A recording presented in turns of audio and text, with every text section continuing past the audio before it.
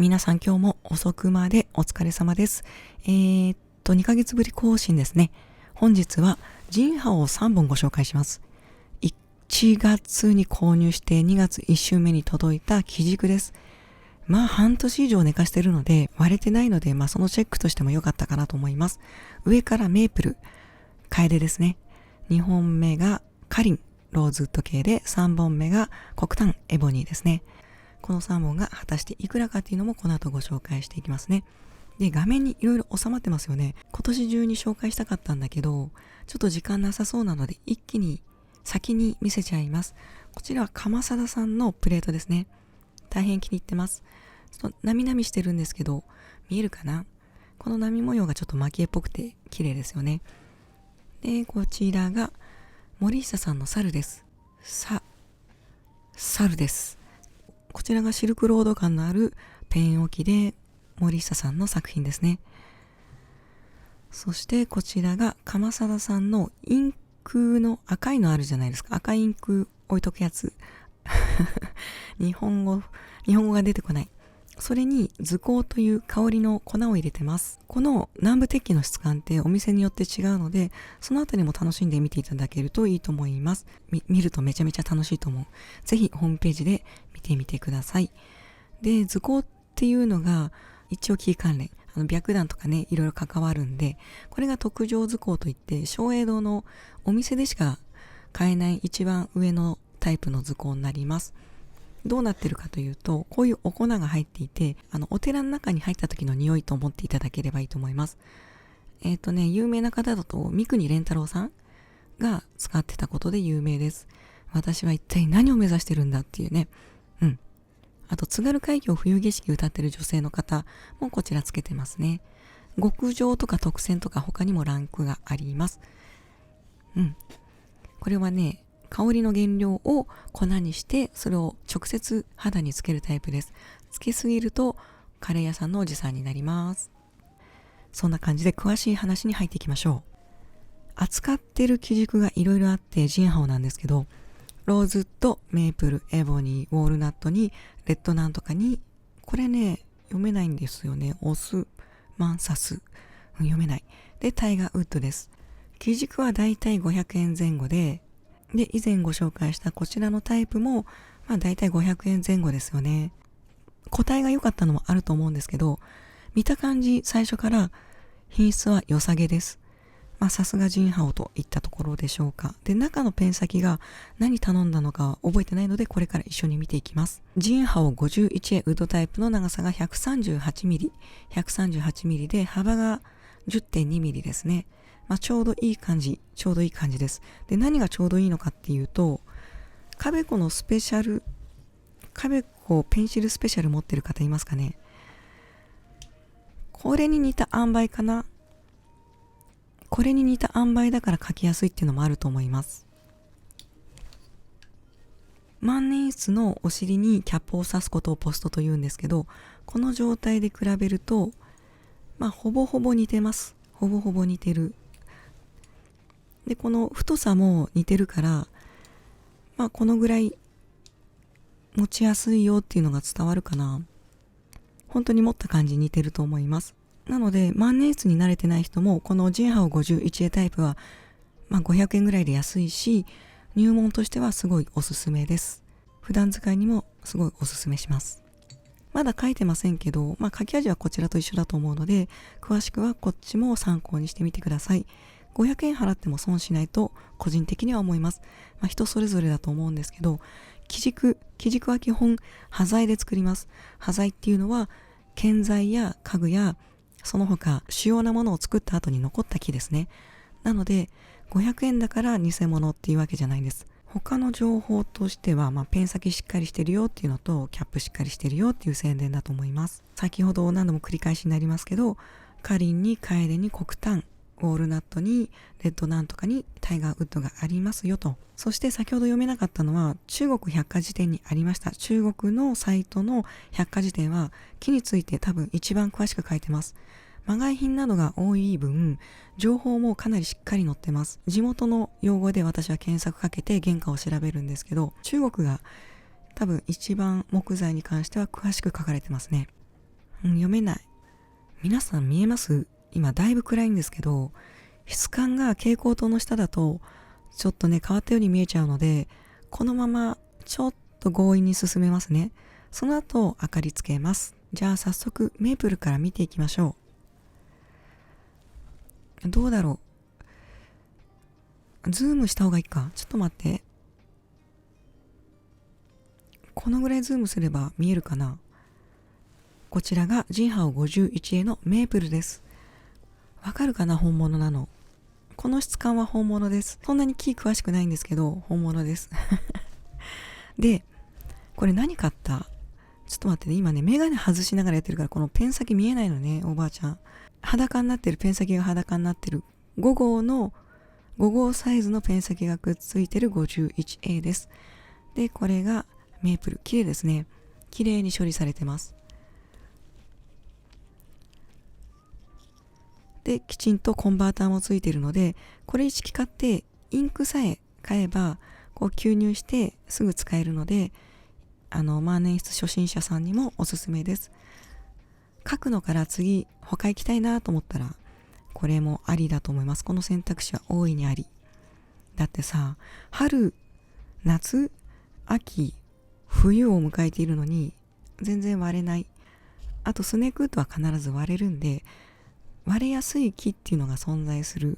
で、木は自然のものなので、割れることを想定して買うべきだと私は思います。クレームになっちゃうんだろうな、ああいうの。木の性質は作家さんのせいじゃないからね、その辺は消費者がちゃんと把握して買った方が私はマナーとしてはいいと思います。で、こちらがカリン、ローズウッドですね。こちらも色をつけて売ってるんじゃないか疑惑あったんですね、正直。ごめんなさい。本当にごめんなさい。でもちゃんと本物届きました。カリンっていうのはこの後で明かりつけてみせます。銅管が特徴的なんですね。ここのね、肌、質感でカリンかどうか見分けられます。フードをかぶってるタイプですね。で、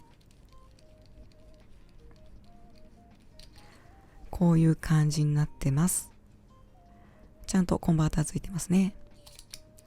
もう何説明してたっけ、忘れちゃったよ。このね、処理もすごいスムーズ。すごい綺麗に磨いてあります。ちゃんと研いでありますね。いやー、これで500円は恐ろしい。そしてこちらがエボニー黒炭ですね。これね、画面だと真っ黒なんですけど、染めてる疑惑ありますよね。端いっぱいあるし、500円で提供できる。木目も美術品の木目じゃないですし、こういった場合はもう全然500円で提供できるってところですね。こちらが5号サイズのペン先ですね。このね、ちっこいペン先もね、案外書きやすいんですよね。手に収まりやすいっていうか、これも開けていきましょう。ちゃんとコンバーターついてますね。なんだろう、このさ、ここがメタルの場合とメタルじゃない場合の違い何？ジンハオに問い合わせてもなんかメール返ってこないからね、多分私のメール届いてないんだよな。こんな感じで進めていきたいと思います。多分今日もね、うだうだすると思います。木詳しくないんですけど、一緒に見ていきましょう。こちらが耐摩耗性の強いメープルですね。この感じメープルなの分かりますかね？もうちょっとズームにした方がいいかな。こちらがちょっと拡大したメープルの軸の質感です。キルテッドメープルとか木はないんだけど、普通に基軸が欲しいのであればこれで十分だと思います。こういった感じでちゃんと本物の木を削った跡がありますね。特に白く脱色したわけでもなく、楓と同じ質感です。このね、ジンハオもね、めちゃめちゃ使いやすいのね。ジンハオのペン先って世界中にファンがいます。ぜひ検索してみてください。このネジネジの部分、摩耗しやすいのでちゃんとこの金属で保護されてます。こちらがジンハオのなんかドイツのランっぽいコンバーターですね。それに5号の細字 F をつけたタイプを注文しました。これ確か分解できんじゃないかな。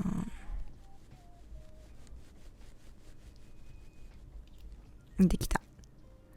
これ便利だよね。ユニットで分解できるといろいろ付け替えられるので、ここ引っ張るといろいろ失敗しちゃう方もいらっしゃるので、これだと簡単にね、いろいろ自分の好きな軸に付け替えられる。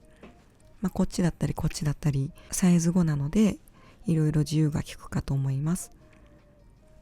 そう、万年筆ってこんな感じになってるんですよ。このネジネジね。こっからインクがジュワーって広がっていくんですけど、じゃあ元に戻して、もうこんなね、そこまでやわじゃないんで万年筆で、これを差し込んで、こんな感じで元に戻します。もう特に難しいことは何もないんですね。万年筆はこういう感じで使っていきます。はい。そしてこちらがカリンです。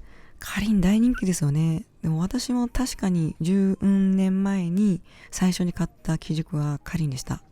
カリン紅白かな。黒柿とか他何が人気あんのかな。どんなにすごい木目であってもあんな転売屋さんみたいな価格にはなりませんから、貴金属じゃないんで。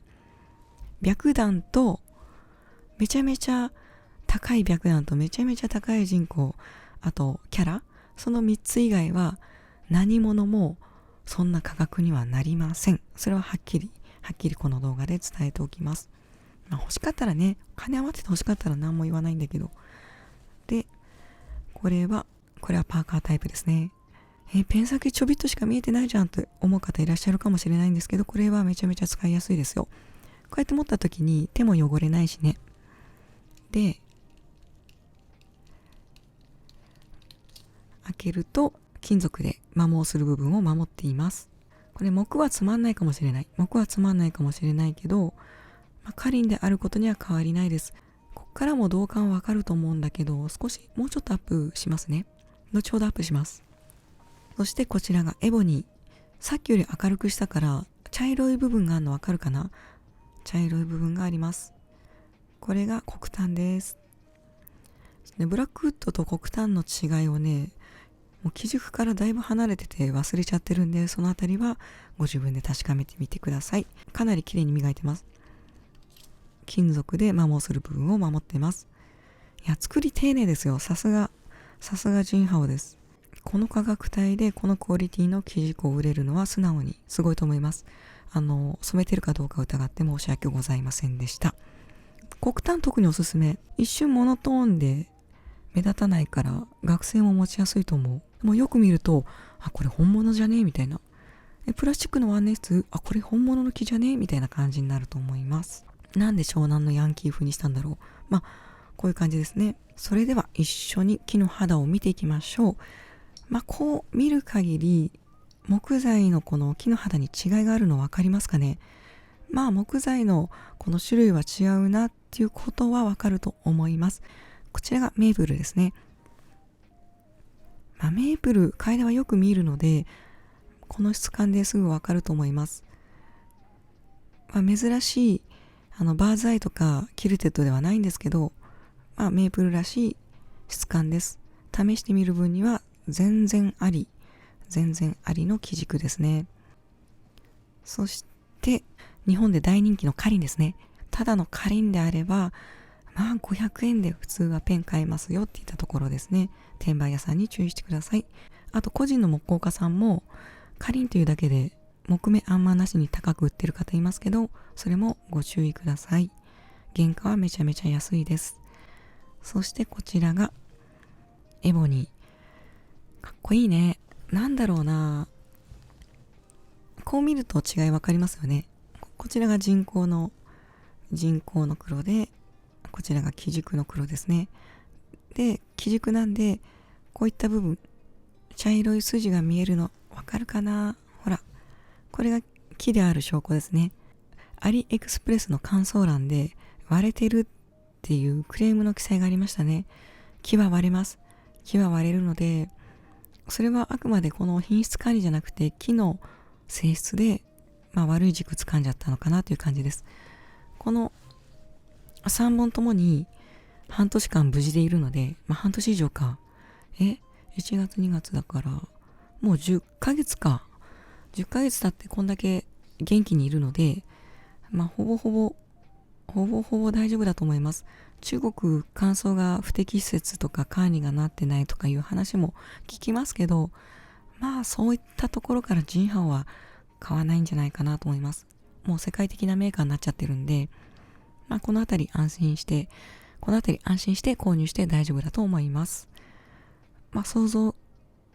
期待以上ですね。500円でこれだけ綺麗に処理されてれば、贅沢は言えないんじゃないでしょうか。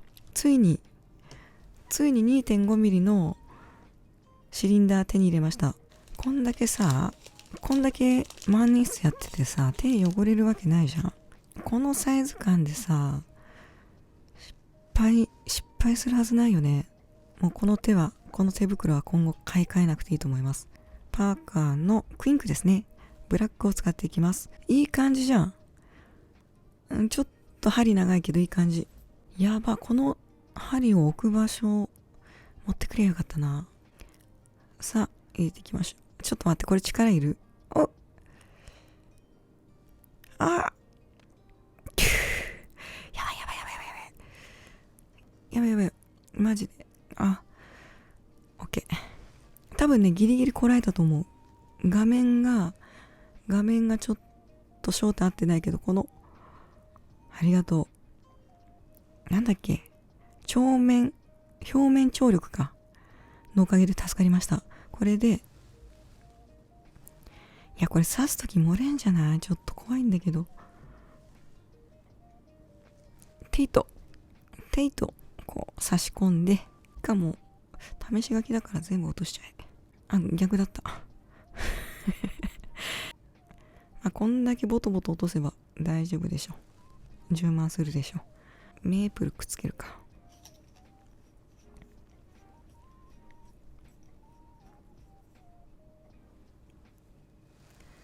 箸置き持ってくればよかったな。2本目いきます。やば。この辺こぼれてる。もうやだ。いや。ちょっと待ってね、もういっか。これ後で拭く。大丈夫、順調。汚れた。もうさ、なんかおかしいけど、もういいや。無理やり強引にこれ絶対科学者向いてないやつだね。劇薬だったらかなりやばいもんね。もうこの辺やばいから本当に。結構このマット100円でお気に入りだったのに。垂らして。手の甲が汚れてるわ。もうサバイバル。これで。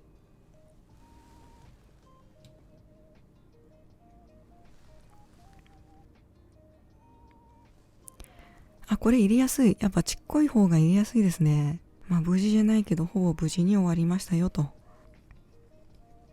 こちらの5号サイズね、2本ありますけど、なんでこのオープンタイプにしたかというと、5号用のこのね、フードタイプのクイッと曲がったニブが、いくらかな、60円か70円でこういった他の自幅のニブを買えるんですね。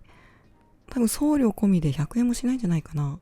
なので、こういったもので遊びたい方はおすすめです。ジンハンおすすめ。ここまでたどり着けるかどうかはちょっと今日わからないな。ちょっと入れ替えたいけどね。ダメだ、めちゃめちゃお腹すいた。ちょっとジューシーいなり食べる。50% オフで買ってきたジューシーいなり食べます。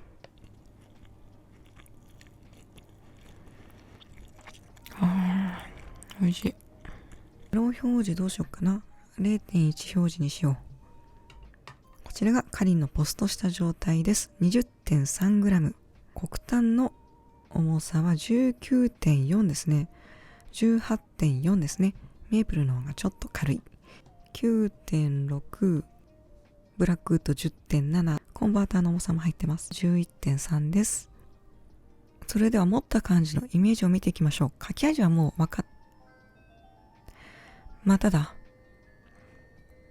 また彼女が報告してくれる。ちょっと待ってください。湧いたようですね。始めましょう。2000出だしあれだったかな。1年のついに12月ですね。まさか1年近く動画アップすると思わなかった。この怠惰な人間がね。これがそうだな、基軸はからき .com さんとか、あとは馬場名木店さんとかが相場わかるかな。関東の方になっちゃうんですけど、新木場に木材のセンターがありますね。ネットがあるので、ここで端材の価格が調べられるのと、あとはそうだな、英語圏のお相場、本当に希少なのってとこかな。言語がスペイン語だったりポルトガル語の原産地だったら、そこも私は調べます。で、だいたい相場がいくらぐらいなのっていうのを見てから買う自分好きなのね、買うのが一番なんだけど、私はどうしてもその辺お金にケチなので、ここ反映してるかどうか見ちゃうのね。このね、家具とか建材楽器でなんか大きい塊であれば高いんだけど、こっから出た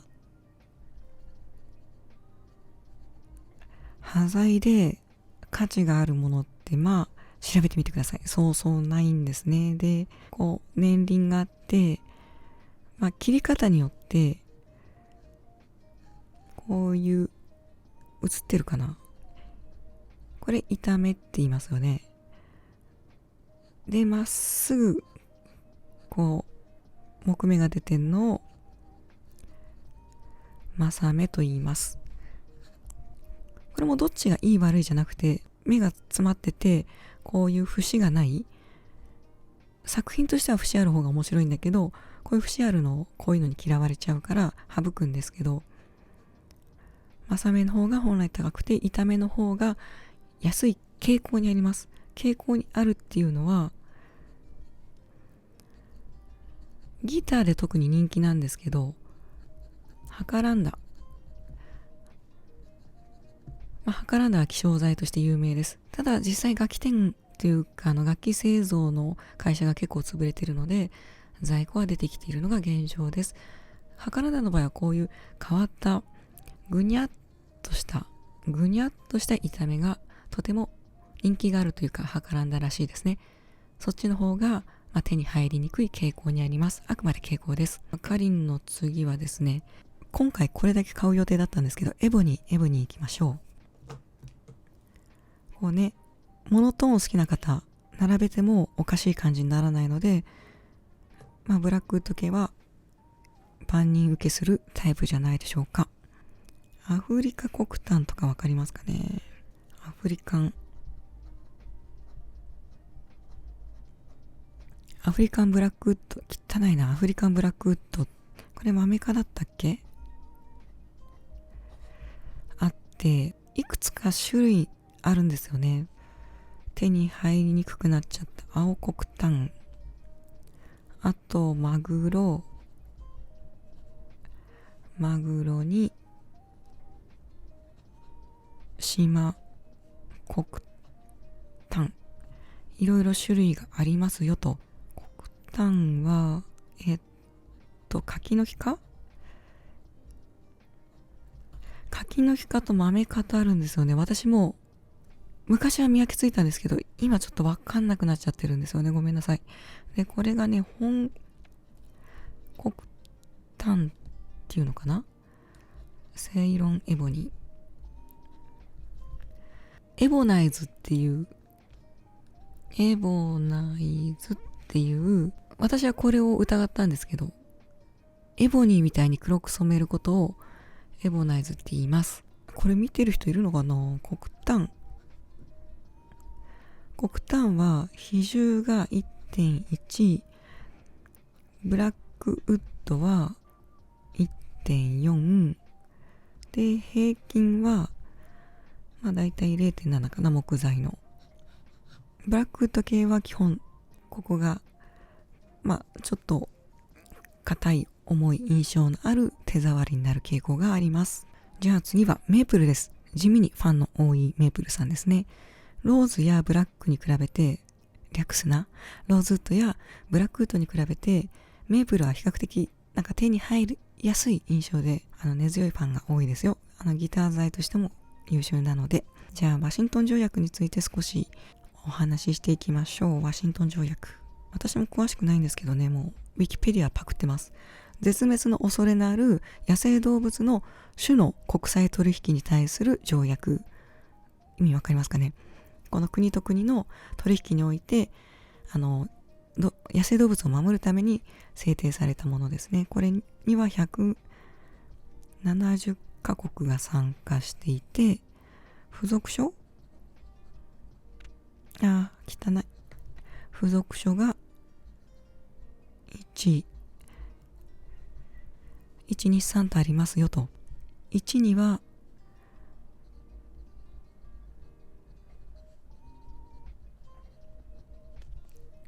ブラジリアンローズウッドが入ってます。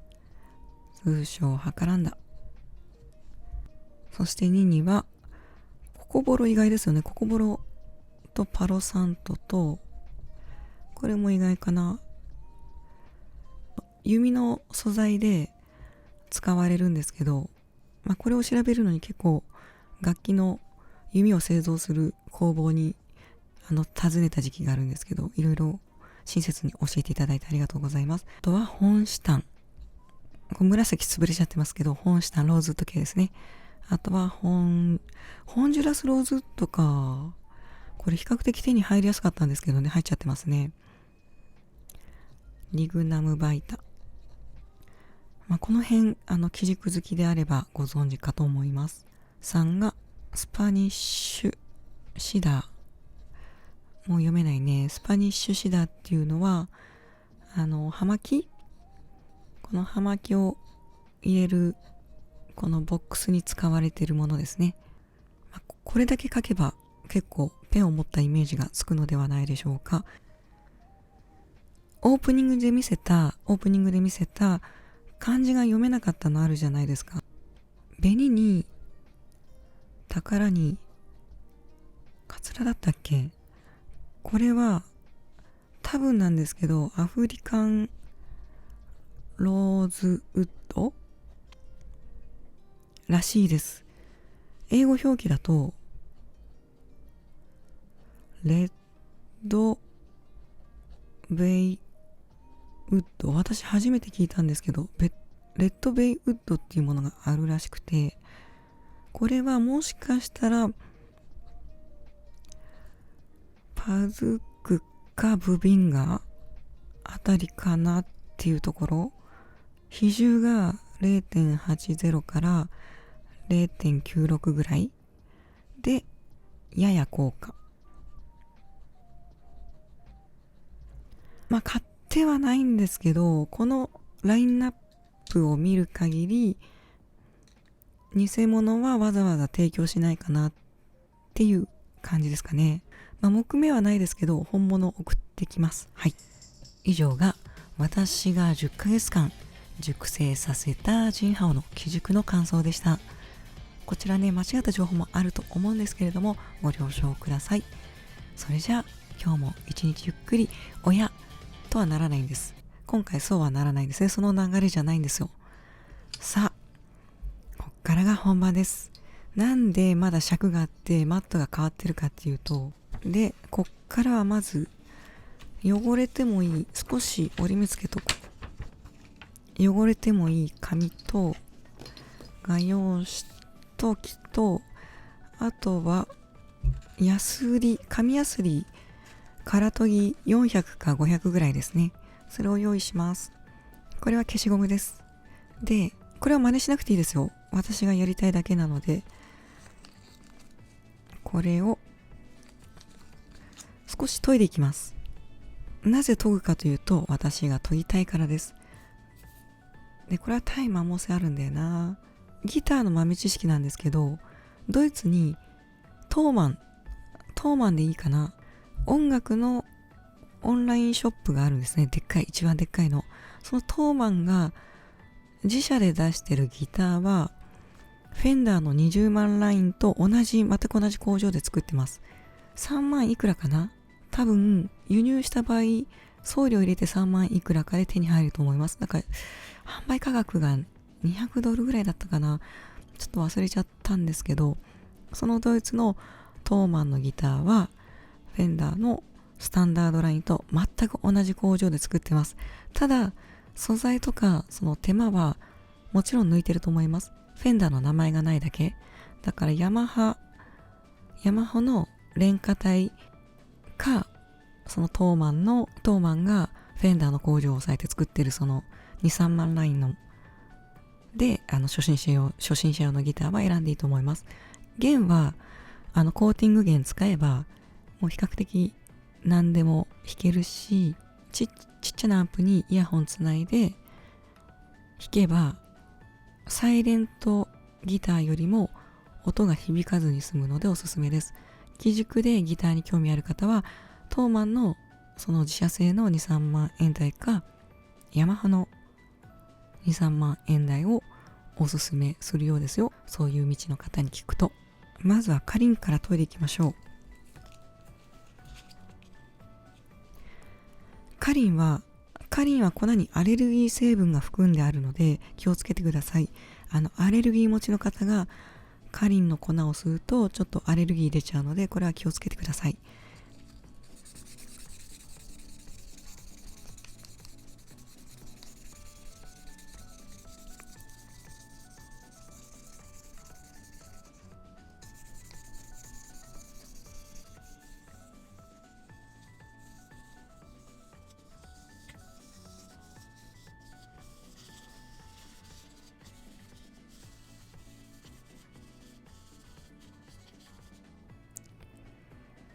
どうでしょう、ちゃんと銅管見えますね。銅管見えますよね。この感じとかね、カリンってこういう跡になりますよね。コーティングしてこいと埋まっちゃうような木目も少し削るとこうやってね確かめることができます。でこれだけ厚みがあるので、この紙やすりで削った程度じゃ穴ぼこ開かないのでちょっと削ってみました。こういう感じになりますね。削っちゃうと必ず薄くなりますから、こう削ってこの色になったからって言って偽物ってわけじゃないです。ただこの上の表面のツヤ部分取っちゃったのでこんなちょっとね質素な感じになってますけどね。こういう感じです。じゃあ続いてこれもやっちゃおうかな。私黒炭磨いたことないんだよな、ブラックウッド。ちょっと失敗したらごめんなさい。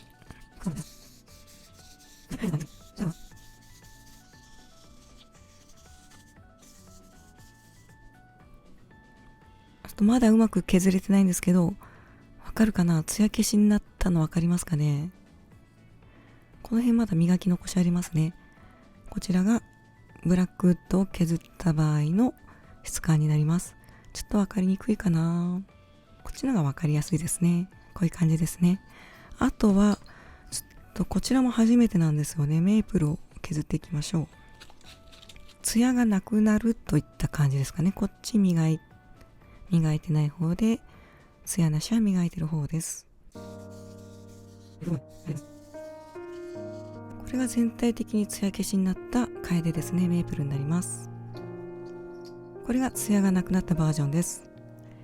というわけで私は3本研いで非常に満足したのでこの辺で終わりたいと思います。それじゃあ今日も皆さんゆっくりおやすみなさい。じゃあね。